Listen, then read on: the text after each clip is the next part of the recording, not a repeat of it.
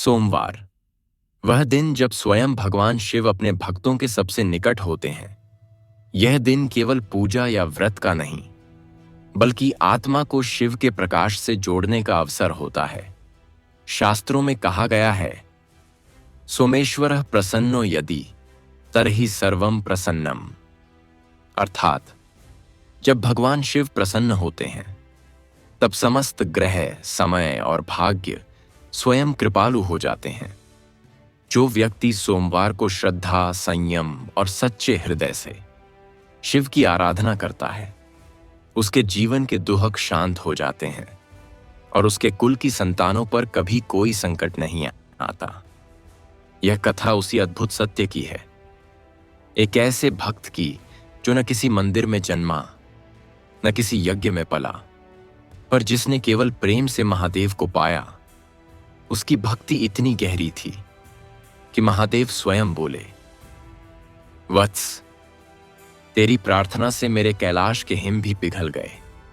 अब मैं तुझे ऐसा वरदान देता हूं, तेरे वंश की कोई संतान कभी संकट में नहीं पड़ेगी, और जो यह कथा सुनेगा, मैं उसके कुल का रक्षक बनकर सदा उसके संग रहूंगा। यह कथा केवल सुनने के लिए नहीं, बल्कि महसूस करने के लिए है।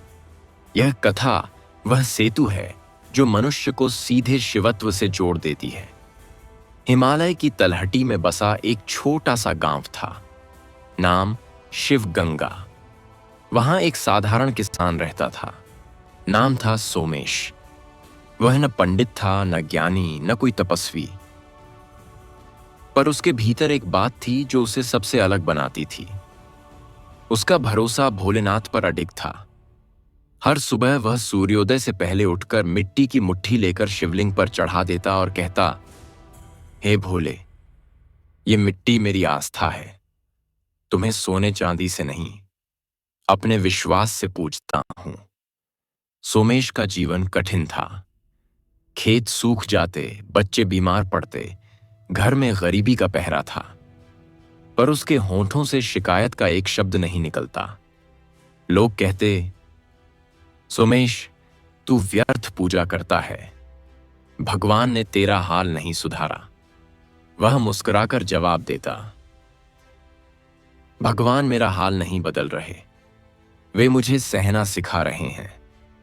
रातें बीतती, साल गुजरते, पर सोमेश की भक्ति वैसी ही रही, गहरी, सरल और सच्ची।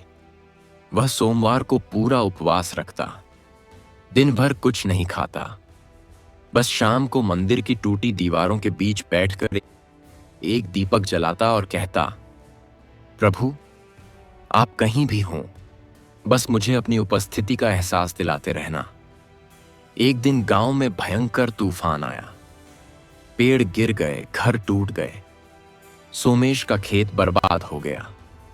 लोगों ने कहा, अब शायद वो भी टूट जाएगा। पर उस रात जब आकाश में बिजली गिरी और हवा गरज रही थी, सोमेश अपने छोटे मंदिर में अकेला बैठा था। उसके हाथ कांप रहे थे, पर उसने दीपक नहीं बुझने दिया। वह धीरे धीरे बोला, भोलेनाथ, अगर आप सच में मेरे हैं, तो आज अपनी उपस्थिति दिखाओ। मैं हार नहीं मानूंगा। धीरे धीरे हवा रुक गई। आसमान से बारिश की जगह एक हल्की रोशनी उतरी। मिट्टी की सुगंध में एक दिव्यता थी। शिवलिंग पर जल की बूंदें गिरीं और मंदिर के भीतर एक अनोखा प्रकाश फैला। सोमेश ने आंखें खोलीं। वहां सामने खड़े थे स्वयं भगवान महादेव, भस्म से अलंकृत, त्रिशूलधारी, शांत नेत्रों वाले। वातावरण ठहर गया, समय मानो रुक गया। सोमेश ने भूमि पर सिर झुका दिया। आवाज कांप रही थी, प्रभु, मैंने तो केवल आपका नाम लिया था, आप स्वयं आ गए। महादेव की मुस्कान में संसार की सारी करुणा थी। उन्होंने कहा, वत्स सोमेश, तेरी भक्ति किसी तपस्या से कम नहीं। तूने मेरे नाम को कठिनाई में भी छोड़ा नहीं। इसीलिए मैं आया हूं। तूने कभी मुझसे कुछ मांगा नहीं, इसलिए मैं सब कुछ तुझे देने आया हूं। सोमेश की आंखों से आंसू बह रहे थे। महादेव बोले, वत्स, आज मैं तुझे एक ऐसा वरदान देता हूं जो युगों तक अमर रहेगा। तेरे वंश की संतानों पर कभी कोई संकट नहीं आएगा। जहां यह कथा कही जाएगी, वहां मैं स्वयं प्रहरी बनकर खड़ा रहूंगा। तेरे नाम से जो भी सच्चे मन से सोमवार को मेरा स्मरण करेगा, उसकी संतान सदा सुखी, दीर्घायु और संरक्षित रहेगी। सोमेश ने कांपते हुए हाथ जोड़कर कहा, प्रभु, मैं तो केवल एक किसान हूं। क्या मेरे जैसे साधारण व्यक्ति को इतना बड़ा आशीर्वाद मिल सकता है? महादेव ने उसका कंधा थामते हुए कहा, वत्स, शिव का आशीर्वाद कर्म से नहीं, भाव से मिलता है। तेरी मिट्टी में वह भाव है जो कैलाश की बर्फ में भी नहीं। इतना कहकर महादेव ने अपने करकमलों से शिवलिंग को स्पर्श किया। वहीं से एक हल्की जलधारा फूट निकली, जो आज भी शिवगंगा के नाम से बहती है। महादेव बोले, जब कभी तेरे वंश की कोई संतान संकट में होगी, इस जल को छूना, मैं तुरंत प्रकट हो जाऊंगा। वातावरण में घंटियों की ध्वनि गूंज उठी। महादेव का स्वर ओझल हुआ, पर उनका वचन मिट्टी में रह गया, एक अमर आशीर्वाद बनकर। आज भी कहा जाता है, हिमालय की गोद में वह मंदिर अब भी है, जहां सोमवार की सुबह कोई सच्चे मन से दीपक जलाता है तो शिवलिंग के चारों ओर हल्की रोशनी घूमती है, जैसे महादेव स्वयं कह रहे हों, मैंने जो वचन सोमेश को दिया वह है। भाग 2। जब शिव का वचन धरती पर उतरा, समय बीतता गया। भक्त सोमेश अब वृद्ध हो चुका था। उसके सिर पर सफेद बाल थे, पर माथे पर वही शांति थी। गांव में लोग कहते थे, यह वही है जिसके घर महादेव आए थे। पर सोमेश कभी उस बात का गर्व नहीं करता।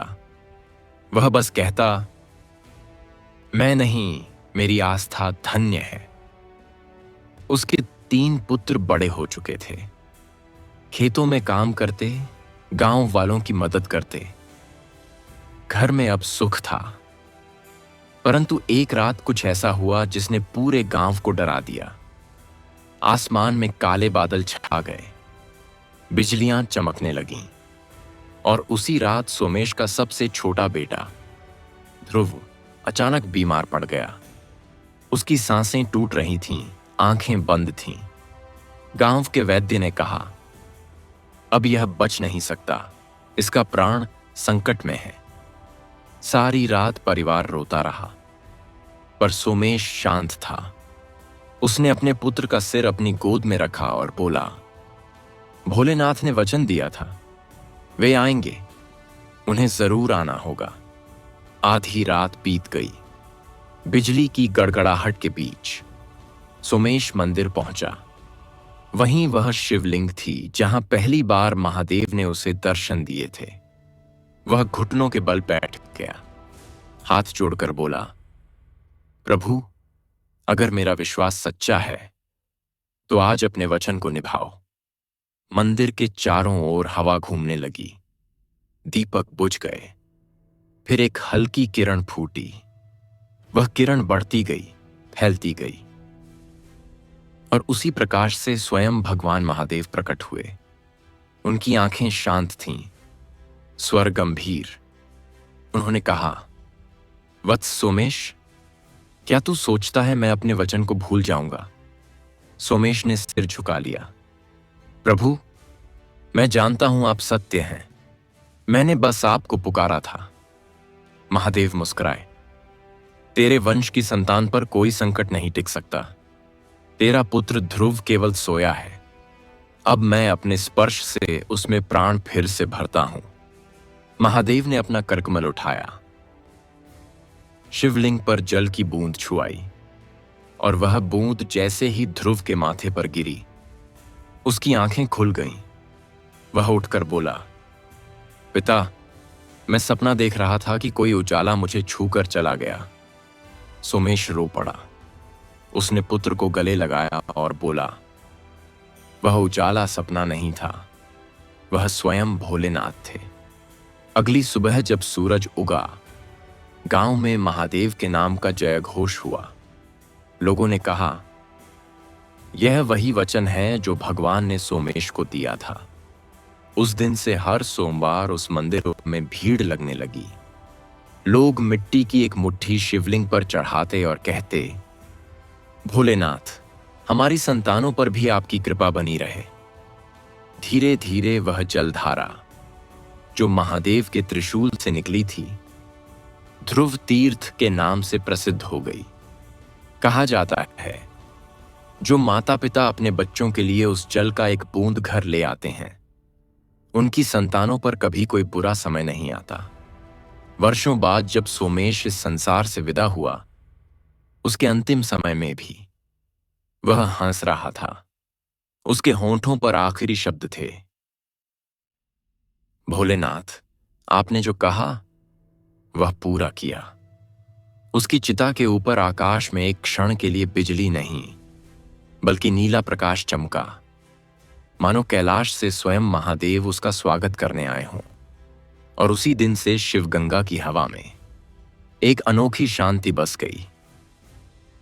कहा जाता है कि जो सोमवार की सुबह उस मंदिर के पास से गुजरता है, उसे हल्की गंध महसूस होती है, भस्म, गंगाजल और चंदन की, जो शिव की उपस्थिति का संकेत देती है।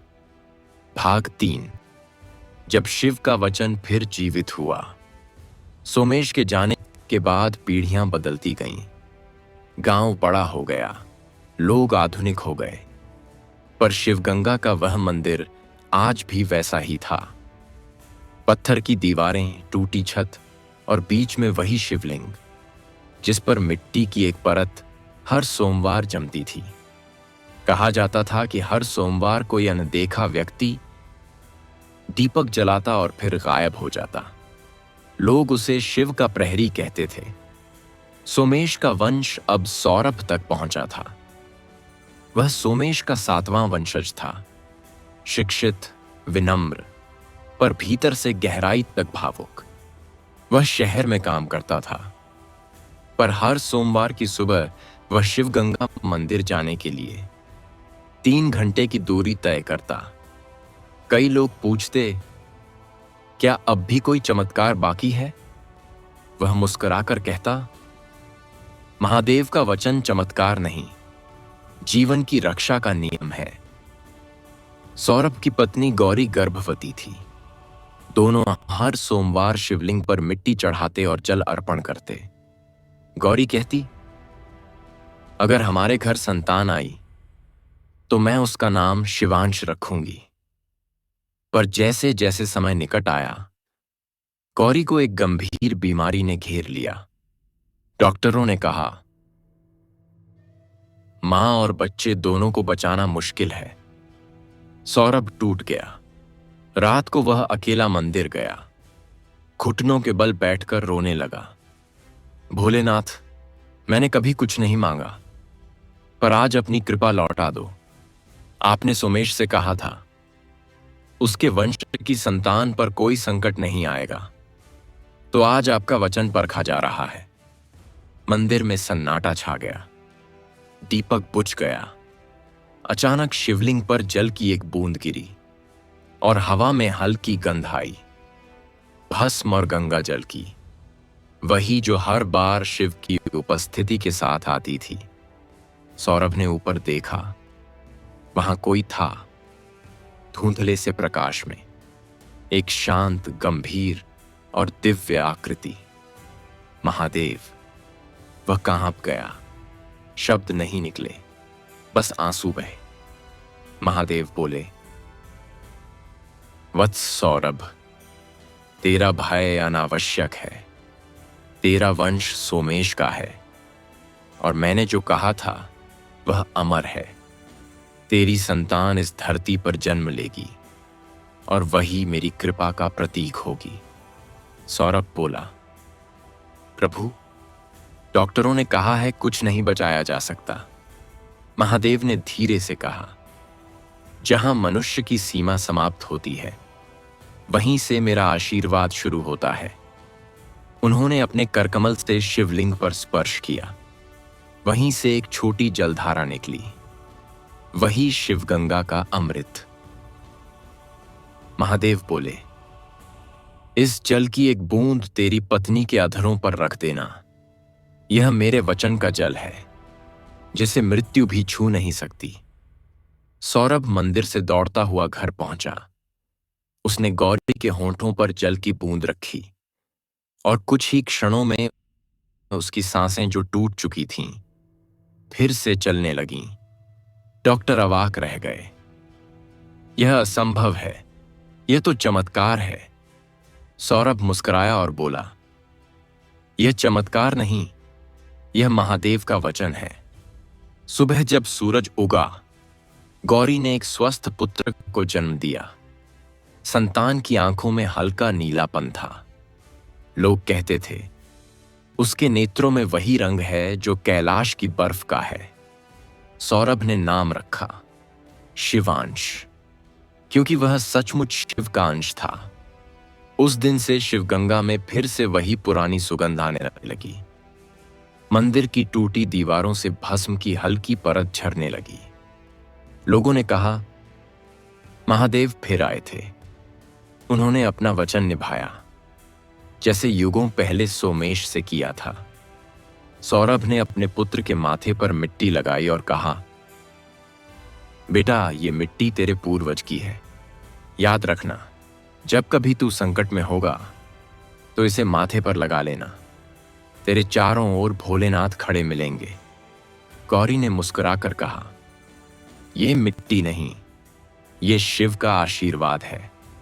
कहा जाता है, आज भी जो मां अपने बच्चे के माथे पर शिवगंगा की मिट्टी लगाती है, उसके बच्चे को कभी कोई बुरा समय नहीं छूता, क्योंकि वह मिट्टी उस वचन की साक्षी है जो स्वयं भगवान शिव ने कहा था, तेरे वंश की संतान पर कोई संकट नहीं आएगा। भाग 4। जब शिव ने अपने भक्त को भीतर का शिव दिखाया, सौरभ का पुत्र शिवांश धीरे धीरे बड़ा हो रहा था। उसकी आंखों में एक अजीब सी चमक थी जो दूसरों को शांति देती थी। वह बचपन से ही शांत स्वभाव का था, कम बोलता, पर उसकी बातों में एक गहराई होती। लोग कहते, यह बालक साधारण नहीं, इसमें भोलेनाथ की झलक है। जब वह 5 वर्ष का था, एक दिन मंदिर में जाकर उसने अपने पिता से पूछा, पिताजी, सब कहते हैं शिव मंदिर में रहते हैं। मम, पर जब मैं आंखें बंद करता हूं तो मुझे अपने भीतर कोई प्रकाश दिखता है। क्या वो भी शिव हैं? सौरभ चुप हो गया। उसने माथे पर हाथ रखकर कहा, बेटा, जो शिव बाहर है वही तेरे भीतर है। बस कोई कोई बालक ही ऐसा देख पाता है। समय बीता, शिवांश बड़ा हुआ। किशोरावस्था में उसका मन हमेशा ध्यान में रहता। वह न खेलता न झगड़ता। हर सोमवार सुबह सूर्योदय से पहले शिवगंगा मंदिर के पीछे बैठ जाता, आंखें बंद करता और गहराई में उतर जाता। कभी कभी उसके चारों ओर हल्का नीला प्रकाश फैल जाता। गांव वाले कहते, यह वही प्रकाश है जो वर्षों पहले सोमेश को दर्शन देते समय महादेव के चारों ओर फैला था। एक दिन सावन का महीना था। शिवांश मंदिर में बैठा ध्यान कर रहा था। अचानक उसे लगा जैसे उसकी सांसें रुक गई हैं और उसके कानों में घंटियों की ध्वनि सुनाई देने लगी। धीरे धीरे वातावरण थम गया और उसके सामने एक दिव्य आकृति प्रकट हुई। भस्मधारी, त्रिशूल धारण किए हुए, नेत्रों में गहरी शांति, स्वयं भगवान महादेव। शिवांश के होंठ कांप उठे। वह भूमि पर गिर पड़ा। प्रभु, क्या आप सच में मेरे सामने हैं? महादेव मुस्कुराए। वत्स शिवांश, मैं बाहर नहीं आया हूं, मैं तेरे भीतर से प्रकट हुआ हूं, क्योंकि तू वही वंशज है जिसके पूर्वजों ने मुझे मिट्टी से बनाया और विश्वास से जीवित रखा। शिवांश बोला, प्रभु, लोग कहते हैं आप आकाश में हैं, पर मैं आपको अपने हृदय में महसूस करता हूं। क्या सच में आप मनुष्य के भीतर भी रहते हैं? महादेव बोले, वत्स, जब तक कोई सच्चे मन से मैं को छोड़कर हम कहता है, वहीं से शिव का आरंभ होता है। मैं मंदिर में नहीं, उस प्रेम में रहता हूं जो किसी और के लिए बहाया जाए। मैं भस्म में नहीं, उस व्यक्ति में हूं जो दूसरों के लिए जलता है। शिवांश के आंसू बहने लगे। महादेव ने उसके सिर पर हाथ रखा और कहा, तेरे भीतर जो प्रकाश तू देखता है वह मेरा अंश है। जब तू संसार में दूसरों का दुख हरने जाएगा तो समझना मैं ही तुझ में कार्य कर रहा हूं। अचानक शिव का स्वर गंभीर हुआ, वत्स, तेरे कुल पर मैंने जो वचन दिया था वह अब भी जीवित है। पर अब तेरा कार्य केवल अपने परिवार की रक्षा नहीं, बल्कि दूसरों की संतानों को भी आशीर्वाद देना होगा। जहां तू जाएगा वहां मेरा वचन भी जाएगा। शिवांश ने हाथ जोड़कर कहा, प्रभु, मैं क्या करूं? महादेव बोले, हर सोमवार सूर्योदय से पहले जो बालक माता या पिता तुझसे आशीर्वाद मांगे, तू बस अपने हाथों से उनके माथे पर शिव गंगा की मिट्टी लगाना, वही मेरा आशीर्वाद बन जाएगी। इतना कहकर महादेव धीरे धीरे विलीन हो गए। शिवांश की आंखों से आंसू टपकते रहे, पर मन में एक शांति बस गई।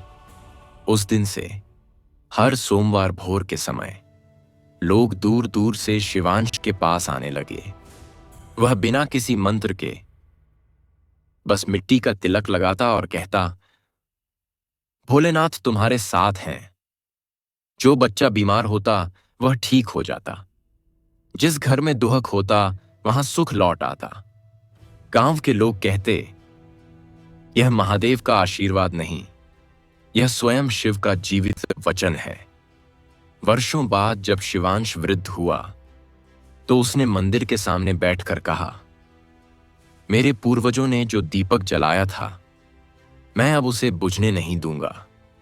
उसने मिट्टी की दीवार पर लिखा, शिव केवल पूजे नहीं जाते, शिव अनुभव किए जाते हैं। और आज भी सोमवार की सुबह जब कोई भक्त शिवगंगा मंदिर में जाता है तो हवा में एक धीमी आवाज सुनाई देती है, जैसे कोई कह रहा हो, मैं बाहर नहीं, तेरे भाग कैसे करता हूं। भाग 5। जब शिव अपने भक्त के साथ चलने में लगे। शिवांश अब युवावस्था में था। उसके चेहरे पर एक अजीब सी तेजी थी, न क्रोध न अहंकार, बस गहरी शांति। वह शिवगंगा मंदिर की मिट्टी से लोगों को तिलक करता और सब कहते, ये हाथ नहीं, शिव का स्पर्श है। कहते हैं उसकी उंगलियों से जब कोई मिट्टी लगाता तो उसके माथे पर हल्का नीला प्रकाश फैल जाता। जो बच्चा बीमार होता वह हंसने लगता। जो निःसंतान होते उन्हें पुत्र प्राप्त होता और जो निराश होते उन्हें भीतर से एक अद्भुत विश्वास मिलता। पर शिवांश कभी कुछ नहीं कहता। वह बस एक बात दोहराता, ये मेरा नहीं, भोलेनाथ का कार्य है। मैं तो बस मिट्टी का दीपक हूं जिसमें उन्होंने अपना प्रकाश रखा है। एक दिन गांव के पास अकाल पड़ा। न वर्षा, न अन्न, न जल। लोग भूख से तड़पने लगे। गांव के बच्चे रो रहे थे। सब शिवांश के पास आए। तू तो भोलेनाथ का वंशज है, अब हमें बचा ले। शिवांश ने मंदिर में जाकर शिवलिंग के सामने सिर झुका दिया। प्रभु, आपने कहा था मैं जहां जाऊंगा आप वहां रहेंगे, तो अब इन लोगों को जीवन दीजिए। अचानक आकाश में बिजली चमकी, पर वह भय की नहीं, प्रकाश की थी। मंदिर की छत पर हल्का सुनहरा तेज फैला और शिवांश ने एक मंद आवाज सुनी, वत्स, मिट्टी से जीवन बनता है और तू वही मिट्टी का पुत्र है। जा, अपने हाथों से धरती को सींच दे, मैं तेरे साथ हूं। शिवांश ने मिट्टी का एक छोटा सा पात्र लिया, शिवगंगा के जल में उसे भिगोया और खेतों की सूखी जमीन पर छींटे मारे। लोगों ने देखा, जहां वह जल गिरा वहां मिट्टी में हरियाली फूटने लगी। हवा में भस्म और फूलों की सुगंध फैल गई। बादल उमड़ आए और वर्षा होने लगी। लोगों ने झुककर कहा, महादेव स्वयं धरती पर उतर आए हैं। शिवांश मुस्कुराया, नहीं, उन्होंने सिर्फ अपना वचन निभाया है। कुछ दिनों बाद शिवांश ने गांव छोड़ने का निश्चय किया। वह बोला, अब मेरा कार्य यहीं समाप्त नहीं होता। भोलेनाथ का नाम केवल शिवगंगा तक नहीं रहना चाहिए, यह उन सबके पास पहुंचना चाहिए जो भक्ति भूल गए हैं। उसने अपने पिता की पुरानी थैली उठाई जिसमें शिवगंगा की मिट्टी थी और निकल पड़ा, पहाड़ों, जंगलों और नगरों की ओर। वह जहां भी गया लोग उसे देखकर ही शांत हो जाते। वह किसी से धर्म नहीं पूछता, बस मिट्टी की एक चुटकी माथे पर लगाकर कहता, अब तेरे साथ कोई संकट नहीं रहेगा। धीरे धीरे उसका नाम फैल गया। लोग कहते, यह वही बालक है जिसके साथ शिव चलते हैं। कई बार लोगों ने उसे अकेले बात करते देखा। वे कहते, शिवांश किसी से नहीं, स्वयं महादेव से बात करता है। और सच में रात के समय जब वह ध्यान करता तो उसके चारों ओर हल्की नीली रोशनी फैल जाती।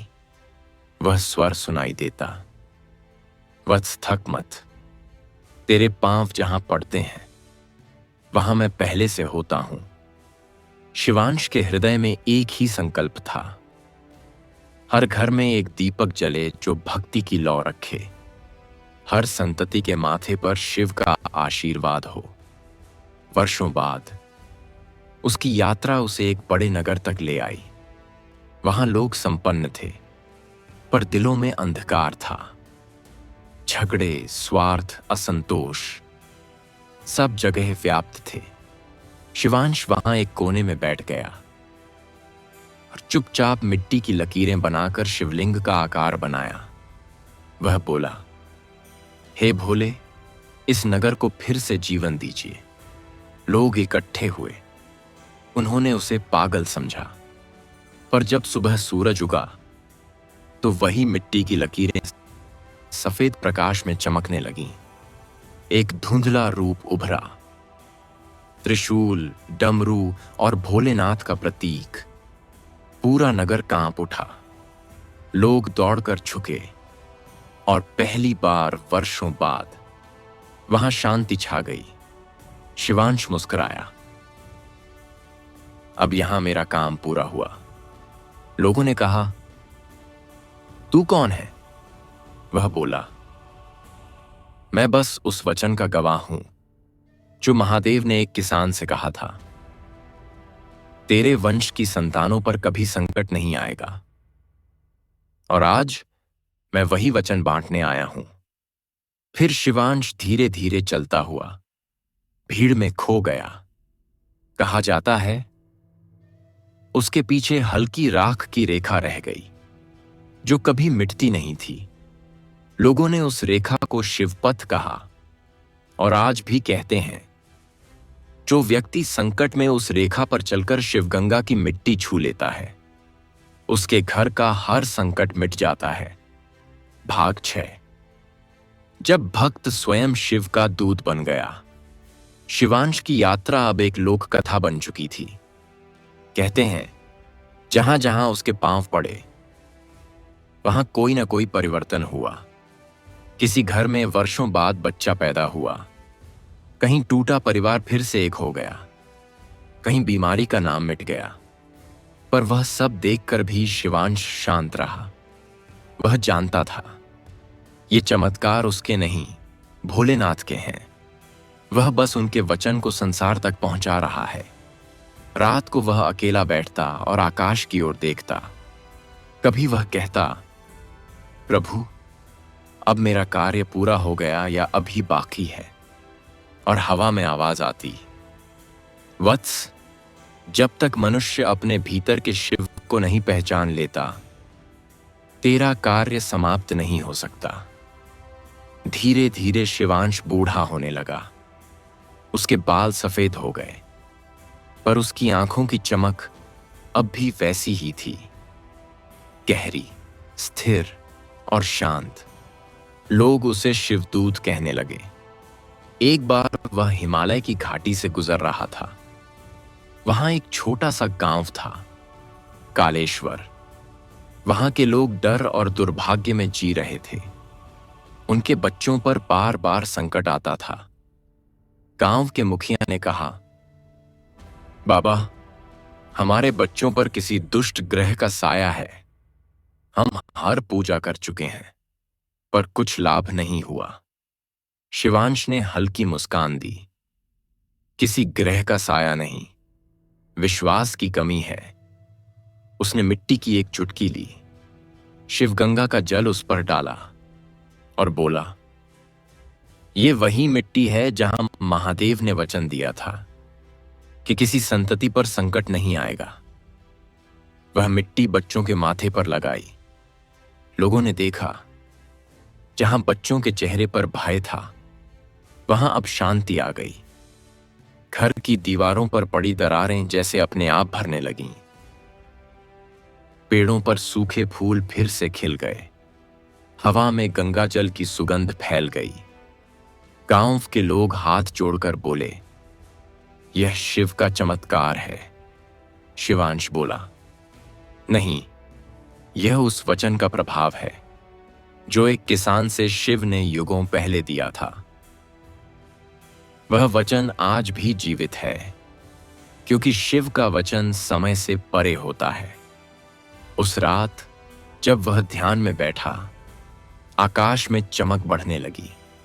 हल्की नीली रोशनी धरती पर उतरी और उसके बीच से एक स्वर गूंजा, वत्स शिवांश, तूने मेरी बात संसार तक पहुंचा दी। अब मैं तुझे एक नया रूप देता हूं। तू अब शिवदूत नहीं, शिवांशत्व कहलाएगा। यानी जो भी तेरे नाम से मिट्टी लगाकर मेरे नाम का स्मरण करेगा, वह मेरा अनाथ सा अंश बन जाएगा। शिवांश की आंखों से आंसू बहे। उसने कहा, प्रभु, मैं तो मिट्टी का कण हूं, आपने मुझे अमर कर दिया। महादेव बोले, वत्स, तू मिट्टी का नहीं, विश्वास का कण है। मिट्टी विलीन होती है, पर विश्वास अमर रहता है। अब से तेरी आत्मा युगों तक लौटती रहेगी।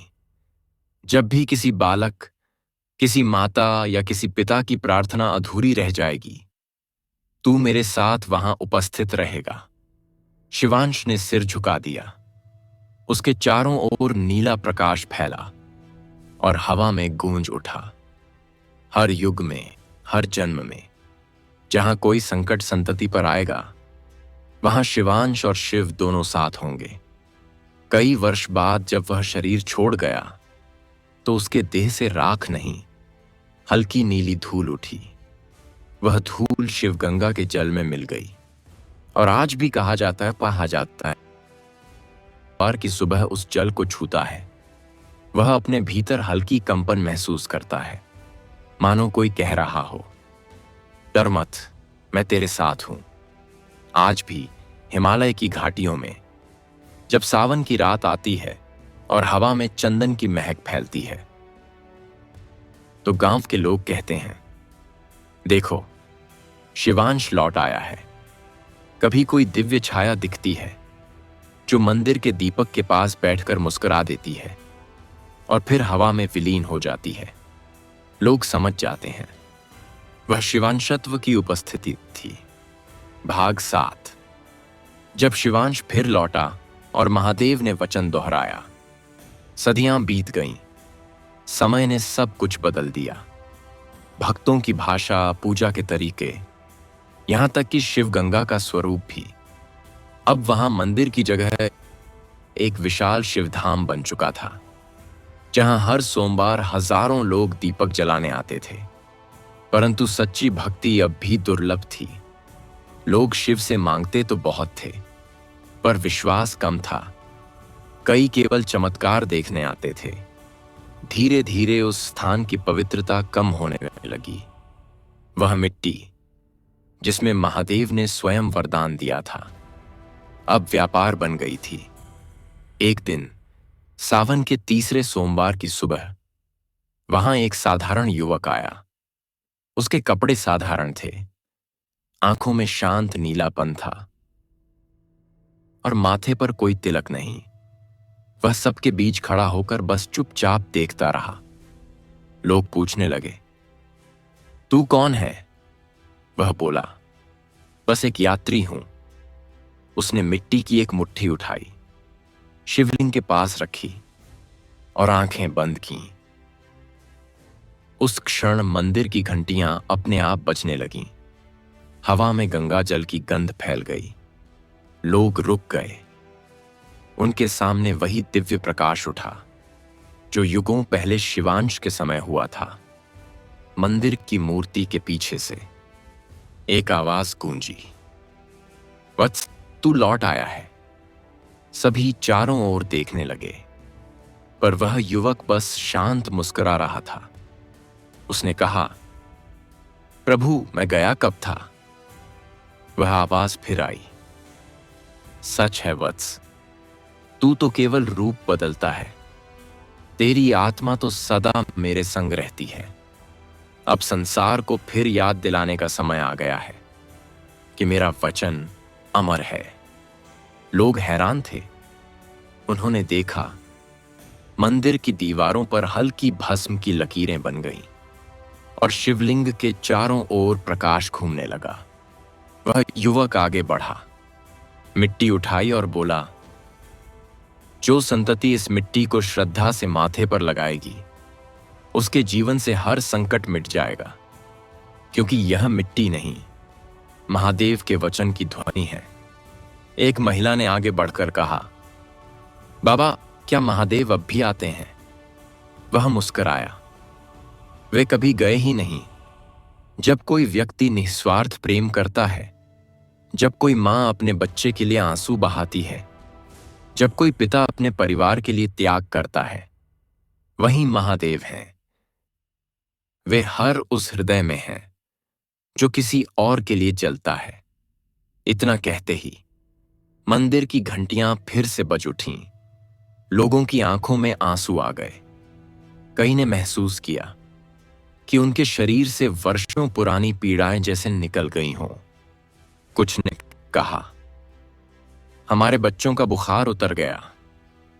कुछ ने कहा, हमारे घर में फिर से हंसी लौट आई। वह युवक चुपचाप मुस्कुराया और जाने लगा। किसी ने पीछे से पूछा, आपका नाम क्या है? वह रुका, पीछे मुड़ा और बोला, नाम का क्या करोगे? हर युग में लोग नाम बदल देते हैं, पर आत्मा वही रहती है।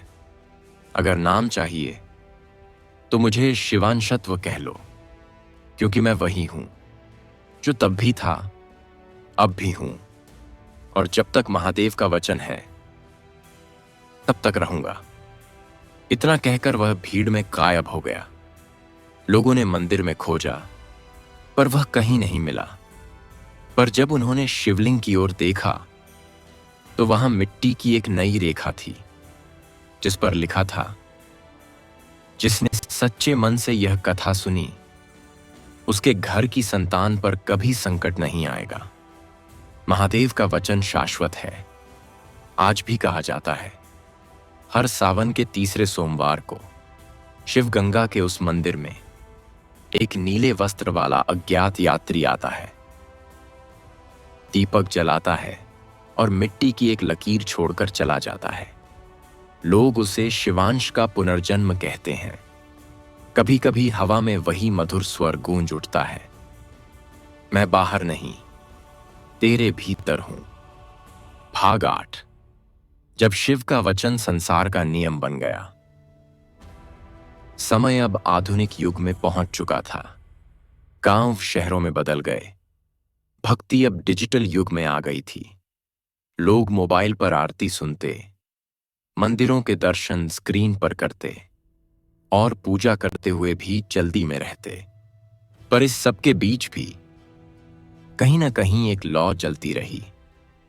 वह शिवांशत्व की लौ थी। शिवगंगा का मंदिर अब भव्य शिवधाम बन चुका था। हर सोमवार हजारों लोग वहां आते थे। परंतु जो लोग सच्चे मन से वहां आते, उन्हें कुछ अनोखा महसूस होता। वहां हवा में हल्की नीली चमक होती और मंदिर की दीवारों पर भस्म की पतली परत अपने आप बन जाती। लोग कहते, यह उस यात्री की निशानी है जो हर साल सावन में आता है। एक दिन एक विदेशी विद्वान भारत आया। वह विज्ञान का बड़ा ज्ञानी था, पर भीतर से असंतुष्ट। वह शिवधाम पहुंचा और पुजारी से बोला, मैंने सुना है यहां शिव का कोई पुराना वचन है, क्या वह सच है? पुजारी बोला, यहां शब्द नहीं, अनुभव मिलता है। जो सच में विश्वास करता है, उसी को महादेव उत्तर देते हैं। वह व्यक्ति मंदिर के पास गया। वहां मिट्टी की वही पुरानी धारा बह रही थी, जिसे लोग अब शिवांश तीर्थ कहते थे। वह घुटनों के बल बैठा, मिट्टी को हाथ में लिया और बोला, अगर शिव हैं तो मुझे एक संकेत दीजिए। जैसे ही उसने आंखें बंद की, हवा थम गई, आकाश में बादल खुल गए और सूर्य की एक किरण सीधे उसके माथे पर पड़ी। उसे लगा जैसे उसके भीतर कोई आवाज गूंज उठी, वत्स, तू देश बदल सकता है, भाषा बदल सकता है, पर सत्य नहीं बदल सकता। मैं यहां नहीं, तेरे भीतर के उस प्रेम में हूं जो बिना शर्त के बहता है। यही मेरा वचन है, यही मेरा अस्तित्व है। उस व्यक्ति की आंखों से आंसू बह निकले। वह बोला, प्रभु, मैं विज्ञान के पीछे भागता रहा, पर अब समझा कि आप ही वह ऊर्जा हैं जो हर जीव में धड़कती है। वह व्यक्ति फिर अपने देश लौटा और उसने वहां हर सोमवार मिट्टी का एक दीपक जलाना शुरू किया। धीरे धीरे यह परंपरा दुनिया के अलग अलग देशों में फैल गई। कहीं जापान में, कहीं अमेरिका में, कहीं किसी छोटे गांव में लोग सोमवार को मिट्टी का दीपक जलाकर कहते, हर संतान सुरक्षित रहे, हर घर सुखी रहे, भोलेनाथ हमारे साथ हैं। धीरे धीरे यह शिवांश परंपरा मानवता की भाषा बन गई। अब कोई धर्म या संप्रदाय नहीं रहा। लोग बस कहते, हम सब शिव के अंश हैं। एक रात जब पूरी पृथ्वी पर लाखों दीपक एक साथ जल रहे थे, आकाश में एक अनोखा दृश्य दिखा। चांद के पास हल्की नीली चमक उठी और फिर एक स्वर फैला, शांत, गंभीर और करुणा से भरा। स्वयं महादेव की वाणी, हे मानवों, तुमने वह कर दिखाया जो सृष्टि के आरंभ से मेरा उद्देश्य था। तुमने विभाजन को भक्ति में, भय को विश्वास में बदल दिया। आज मेरा वचन केवल शब्द नहीं, तुम्हारे जीवन का नियम बन चुका है। जब तक कोई मां अपने बच्चे के लिए प्रार्थना करेगी, जब तक कोई पिता अपने परिवार के लिए त्याग करेगा, जब तक कोई मनुष्य सच्चे मन से प्रेम करेगा, तब तक मेरी कृपा बनी रहेगी। जो सोमवार को श्रद्धा से यह कथा सुनेगा या दूसरों के जीवन में प्रकाश लाएगा, उसकी संतान पर कोई संकट नहीं आएगा। मैं वहां रहूंगा जहां विश्वास होगा, और जो मिट्टी से मुझे पुकारेगा मैं उसकी आत्मा में उतर जाऊंगा। आकाश सुनहरा हो गया। धरती पर दीपक ऐसे चमकने लगे जैसे हर घर में कैलाश बस गया हो। लोगों की आंखों से आंसू बहने लगे। वो आंसू खुशी के थे, वो अनुभव के थे। शिवगंगा के पुजारी ने मंदिर की दीवार पर एक वाक्य लिखा, महादेव का वचन मिट्टी में नहीं, विश्वास में जीवित है। और उस दिन से यह परंपरा चल पड़ी कि हर सोमवार जो भक्त शिव की कथा सुनता है, वह अपने घर की मिट्टी पर जल की एक बूंद चढ़ाता है और कहता है, भोले, मेरे बच्चों पर आपकी कृपा बनी रहे। कहा जाता है, जिस घर में यह वचन बोला जाता है, वहां कभी कोई विपत्ति नहीं ठहरती, क्योंकि वहां केवल एक ही शक्ति रहती है, महादेव का आशीर्वाद। भाग 9। जब शिव पृथ्वी पर लौटे और वचन अमर हो गया। सावन की अंतिम सोमवार की रात थी। आकाश में हल्के बादल थे। हवा में चंदन और गंगा जल की सुगंध थी। शिव गंगा का विशाल मंदिर दीपकों से जगमगा रहा था। हर ओर भक्ति के स्वर गूंज रहे थे। पर उस दिन वातावरण कुछ अलग था, जैसे प्रकृति स्वयं किसी दिव्य आगमन की प्रतीक्षा कर रही हो। मंदिर के द्वार के पास एक वृद्ध व्यक्ति बैठा था। लंबे केश, शांत नेत्र और माथे पर मिट्टी की हल्की लकीर। वह किसी से कुछ नहीं बोल रहा था, बस दीपक की लौ को निहार रहा था। किसी ने धीरे से पूछा, बाबा, क्या आप यहां के पुजारी हैं? वह मुस्कुराया, नहीं, मैं उस वचन की प्रतीक्षा कर रहा हूं जो आज भी इस मंदिर की दीवारों पर लिखा है। रात गहराने लगी। भीड़ कम हो गई। मंदिर में केवल वही वृद्ध बैठा था।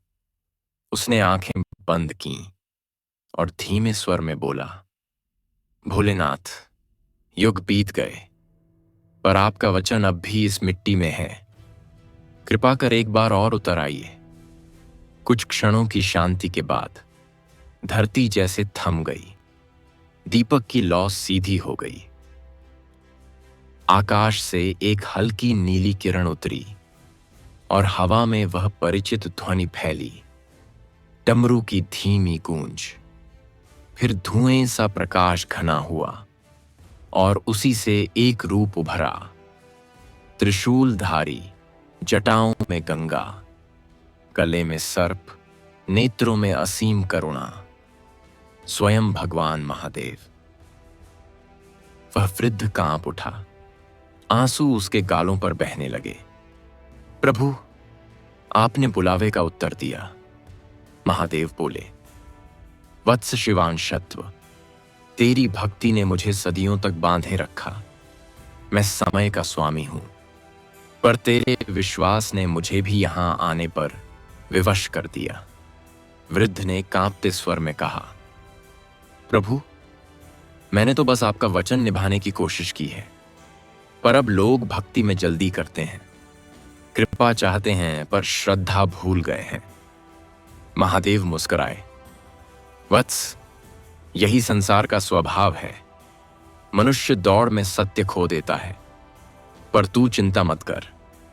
जब तक एक भी हृदय सच्चे भाव से मेरा नाम लेगा, यह वचन जीवित रहेगा। हर युग में मैं और तू नए रूप में लौटेंगे। वृद्ध बोला, प्रभु, क्या आप फिर लौटेंगे? शिव ने कहा, नहीं वत्स, अब लौटना नहीं पड़ेगा। अब मैं हर उस व्यक्ति में रहूंगा जो किसी और के लिए प्रेम से दीपक जलाएगा। अब मैं तेरी तरह हर घर में जन्म लूंगा, कभी पुत्र बनकर, कभी पिता की करुणा बनकर, कभी मां की प्रार्थना बनकर। अब मैं रूप नहीं लूंगा, मैं भाव बनकर रहूंगा। इतना कहकर महादेव आगे बढ़े। उन्होंने शिवलिंग पर हाथ रखा, जहां अब भी मिट्टी की पतली परत थी। उनकी हथेली से प्रकाश निकला और पूरी भूमि पर फैल गया। वह बोले, आज मैं अपना वचन सृष्टि में स्थिर करता हूं। जो इस कथा को सच्चे मन से सुनेगा और अपने परिवार के लिए प्रार्थना करेगा, उसकी संतानों पर कभी संकट नहीं आएगा। मैं उसके साथ रहूंगा, उसकी रक्षा करूंगा और उसके घर में सुख, शांति और समृद्धि बनाए रखूंगा। यह वचन मिट्टी में नहीं, आत्मा में अंकित रहेगा। धीरे धीरे उनका स्वर शांत हुआ। उन्होंने वृद्ध की ओर देखा और कहा, वत्स, अब तू लौटा। तेरी यात्रा पूर्ण हुई। अब तेरी आत्मा मेरी शांति में विलीन हो जाएगी। वृद्ध ने मुस्कुराते हुए सिर झुका दिया। आंखें बंद हुईं और उसके चारों ओर वही नीला प्रकाश फैल गया। उसका शरीर धीरे धीरे राख में बदल गया, पर वह राख उड़कर शिवलिंग पर जम गई, मानो स्वयं शिव ने उसे अपने भीतर समा लिया हो। अगली सुबह जब लोग मंदिर पहुंचे तो उन्होंने देखा शिवलिंग के ऊपर भस्म की हल्की रेखा थी, जिस पर धूप की किरण पड़ते ही अक्षर उभर आए, महादेव का वचन शाश्वत है। लोगों की आंखों से आंसू बहने लगे। उस दिन से मंदिर का नाम शिव वचन धाम रख दिया गया। कहा जाता है, जो व्यक्ति वहां सोमवार को सच्चे मन से दीपक जलाता है, उसे ऐसा लगता है जैसे उसके कानों में कोई मधुर स्वर कहता है, डर मत वत्स, मैं तेरे साथ हूं। आज भी जब सावन की रात आती है और हवा में भस्म की गंध घुलती है, तो शिव गंगा के मंदिर के पास लोग हल्की नीली आभा देख पाते हैं। कहते हैं, वह शिवांशत्व नहीं गया, वह अब हर उस व्यक्ति में जीवित है जो सच्चे मन से महादेव को पुकारता है। भाग 10। जब शिव का वचन सृष्टि का शाश्वत नियम बन गया। सदियां बीत चुकी थीं। मनुष्य की सभ्यता बहुत आगे निकल आई थी। अब लोग अंतरिक्ष में घर बना चुके थे, मशीनें चलती थीं, पर आत्मा की शांति पहले जैसी नहीं रही थी। मानवता के भीतर का शिव अब चुप हो गया था। लोगों ने मंदिर तो बनाए, पर मन से प्रार्थना करना भूल गए। धूप जलती थी, पर विश्वास नहीं था। कर्म होते थे, पर भावना नहीं थी। धीरे धीरे पृथ्वी पर एक ऐसी बेचैनी फैलने लगी जो शब्दों में नहीं कही जा सकती थी। उसी समय एक बालक का जन्म हुआ। उसके माथे पर जन्म के समय ही नीले प्रकाश का हल्का चिन्ह था। डॉक्टरों ने कहा, यह तो कोई दुर्लभ निशान है, पर उसकी मां ने देखा, वह चिन्ह धीरे धीरे शिवलिंग के आकार का बन गया। वह मुस्कुराई। यह भोलेनाथ का संकेत है। बालक का नाम रखा गया आर्यमन। वह साधारण बच्चा नहीं था। जैसे जैसे बड़ा हुआ, उसे ऐसी बातें याद आने लगीं जो किसी मनुष्य को याद नहीं होती। वह अक्सर कहता, मां, जब मैं आंखें बंद करता हूं तो एक पर्वत दिखता है। उसके ऊपर कोई नीला प्रकाश बैठा है और कोई आवाज कहती है, वत्स, मेरा वचन अमर है। मां चकित रह जाती। वह सोचती, शायद यह वही आत्मा है जिसके बारे में हमारे पुरखों ने बताया था। एक दिन जब आर्यमन 17 वर्ष का था, वह अपने मित्रों के साथ शिवगंगा की ओर गया। मंदिर अब भी वहां था, पर आधुनिक दुनिया में लोगों ने उसके चारों ओर इमारतें बना दी थीं। फिर भी मंदिर के भीतर वही नीली आभा थी। आर्यमन ने जैसे ही मंदिर की सीढ़ियां चढ़ीं, अचानक हवा रुक गई। दीपक की लौ स्थिर हो गई और शिवलिंग के ऊपर से हल्की राख उठी। उस राख में वही शब्द उभरे, महादेव का वचन शाश्वत है। आर्यमन की आंखों में आंसू आ गए। वह बोला, प्रभु, क्या यह वही वचन है जो सदियों पहले दिया गया था? तभी मंदिर की दीवारों से एक स्वर गूंजा, शांत, गंभीर और सर्वव्यापी। वत्स, तू वही है जो बार बार लौटता है। जब संसार अपनी भक्ति भूल जाता है, तब मैं तुझे भेजता हूं। तू वही अंश है जिसे लोगों ने शिवांशत्व कहा। महादेव का वचन शाश्वत है। आर्यमन की आंखों में आंसू आ गए। वह बोला, प्रभु, क्या यह वही वचन है जो सदियों पहले दिया गया था? तभी मंदिर की दीवारों से एक स्वर गूंजा, शांत, गंभीर और सर्वव्यापी। वत्स, तू वही है जो बार बार लौटता है। जब संसार अपनी भक्ति भूल जाता है, तब मैं तुझे भेजता हूं। तू वही अंश है जिसे लोगों ने शिवांशत्व कहा था। आज फिर मानवता के भीतर विश्वास जगाना तेरा कार्य है। मेरा वचन अब तुझ में जीवित है। आर्यमन कांप उठा। वह भूमि पर गिर पड़ा और बोला, प्रभु, मैं कैसे करूं यह कार्य? लोग अब मंदिर नहीं, मशीनों की पूजा करते हैं। महादेव की वाणी गूंजी, वत्स, मैं अब पत्थर में नहीं, मनुष्य के कर्म में बसता हूं। जा, उन्हें यह सिखा कि हर बार जब वे किसी का भला करते हैं, हर बार जब वे किसी को क्षमा करते हैं, उसी क्षण मैं वहां होता हूं। यही भक्ति है, यही पूजा है। और याद रख, जो मेरे नाम से किसी और की रक्षा करेगा, उसकी संतति पर कभी संकट नहीं आएगा। यह वचन अब सृष्टि का नियम है। आर्यमन का जीवन बदल गया। उसने मंदिर में रहना छोड़ दिया और लोगों के बीच जाना शुरू किया।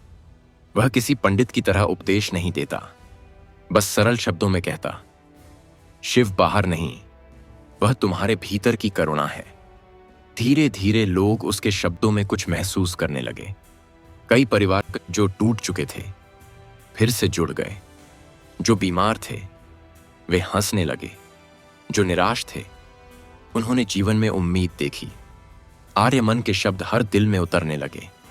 वह कहता, जिस दिन कोई मां अपने बच्चे के लिए मुस्कुराकर प्रार्थना करेगी, उस दिन भोलेनाथ उस घर में होंगे। उसकी यह बात फैलती चली गई, पहले देश में, फिर पूरी दुनिया में। हर सोमवार को लोग अपने घर के आंगन में मिट्टी की एक मुट्ठी रखते, दीपक जलाते और कहते, भोलेनाथ, हमारे घर की संतति पर कृपा बनाए रखना। धीरे धीरे यह भक्ति आंदोलन बन गया, किसी धर्म, किसी भाषा से परे। अब इसे लोग शिव वचन परंपरा कहने लगे। फिर एक रात आर्यमन हिमालय गया, वहीं जहां से यह कथा शुरू हुई थी। वह बर्फ पर बैठ गया और बोला, प्रभु, मैंने आपकी बात सब तक पहुंचा दी। अब आगे क्या? आकाश में बादल छौंट गए, नीला प्रकाश फैला और उसी प्रकाश में महादेव का विशाल स्वरूप प्रकट हुआ। उन्होंने कहा, वत्स, तूने अपना कार्य पूरा किया। अब यह कथा किसी एक व्यक्ति की नहीं रही। अब यह वचन सृष्टि की धड़कन बन चुका है। जब भी कोई अपने परिवार, अपने बच्चों या अपने वंश के लिए सच्चे मन से शिव का नाम लेगा, मेरा आशीर्वाद उसी क्षण वहां पहुंचेगा। यह मेरा शाश्वत वचन है। जिस घर में विश्वास रहेगा, वहां कभी संकट नहीं ठहरेगा। आर्यमन ने हाथ जोड़ दिए। उसकी आंखों से आंसू गिरे, जो बर्फ पर गिरकर नीले क्रिस्टल बन गए। लोग कहते हैं, वही क्रिस्टल आज भी कैलाश की गुफाओं में मिलते हैं, जो हल्की नीली रोशनी देते हैं। वह शिव वचन की ऊर्जा है। और उस दिन से यह कहा जाने लगा, जब सोमवार की सुबह हवा में चंदन की सुगंध आए, तो समझ लेना भोलेनाथ अपने वचन की याद दिलाने आए हैं।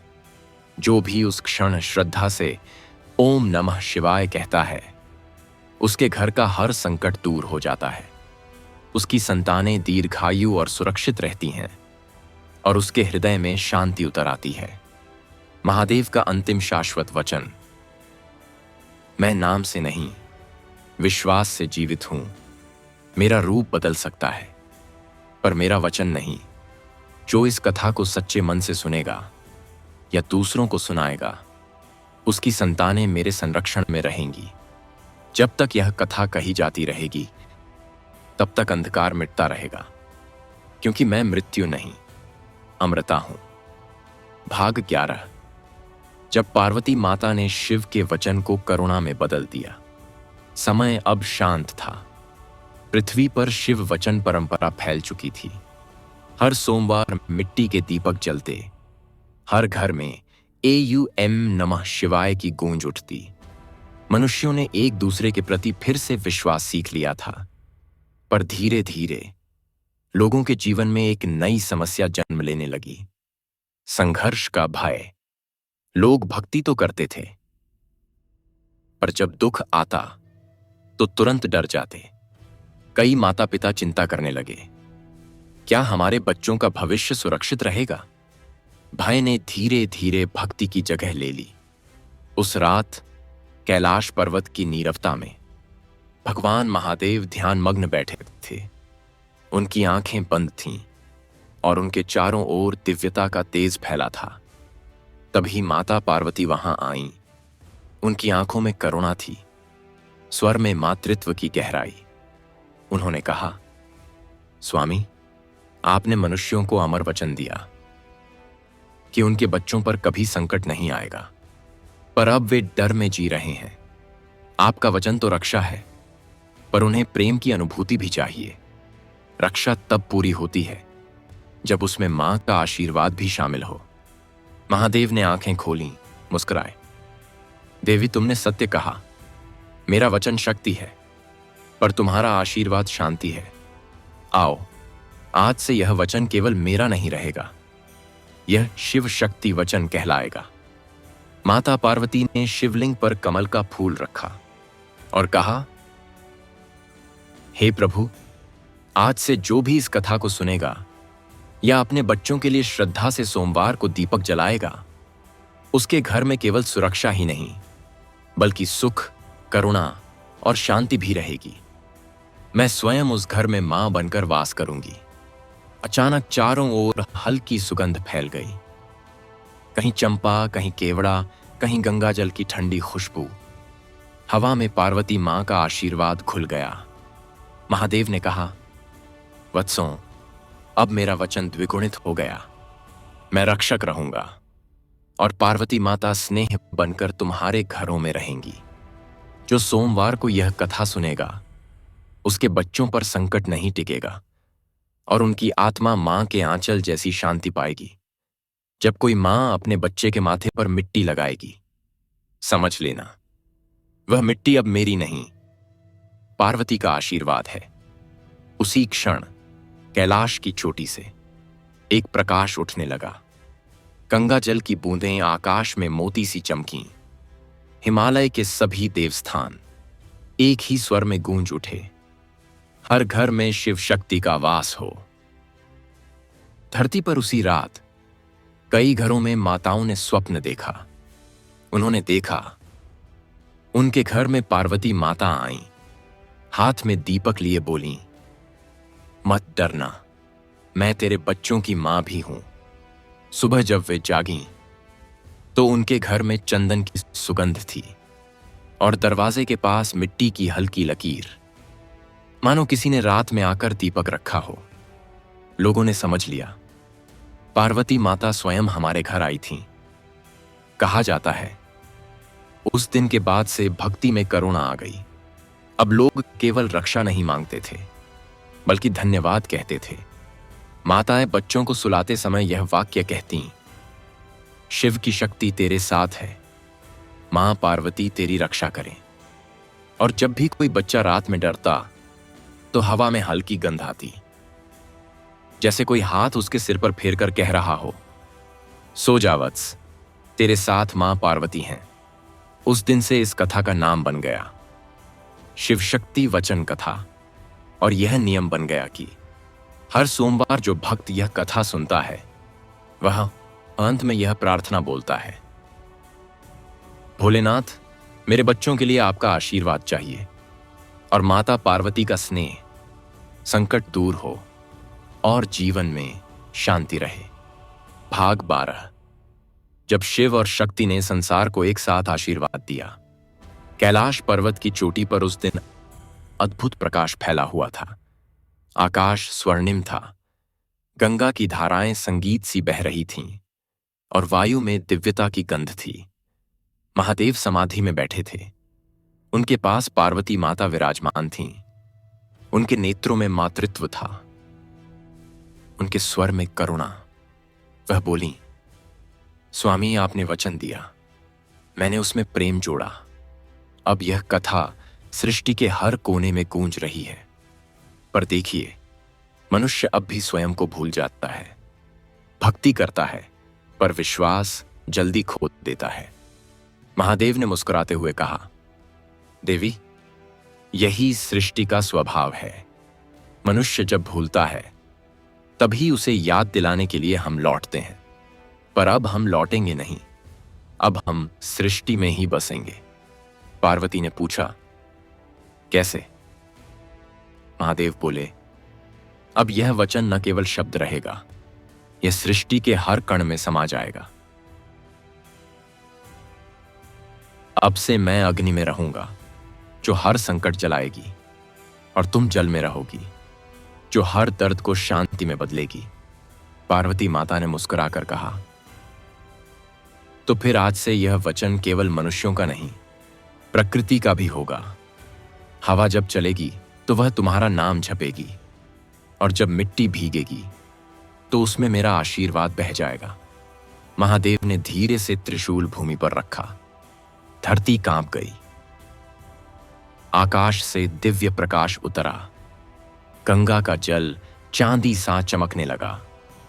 हवा में घंटियों की ध्वनि गूंजी, और उसी क्षण एक स्वर सृष्टि में फैल गया, जो शब्द नहीं, अनुभूति था। हम, शिव और शक्ति, यह वचन समस्त जगत को देते हैं। जो मनुष्य सच्चे मन से सोमवार को शिव का नाम लेगा, पार्वती माता का स्मरण करेगा, उसके जीवन से हर प्रकार का संकट दूर होगा। उसकी संतति पर कोई अशुभ शक्ति नहीं टिकेगी। उसके घर में सुख, स्वास्थ्य और शांति सदा बनी रहेगी। यह वचन केवल आस्था नहीं, यह सृष्टि का नियम होगा। अचानक पूरा कैलाश नील स्वर्ण प्रकाश से जगमगाने लगा। गंगा की धारा ऊपर उठी और स्वर्ग तक एक पुल बन गया, भक्ति और प्रेम का पुल। सभी देवता वहां एकत्र हुए। विष्णु, ब्रह्मा, लक्ष्मी, सरस्वती, कार्तिकेय, गणेश, सभी ने एक स्वर में कहा, जय शिव शक्ति वचन।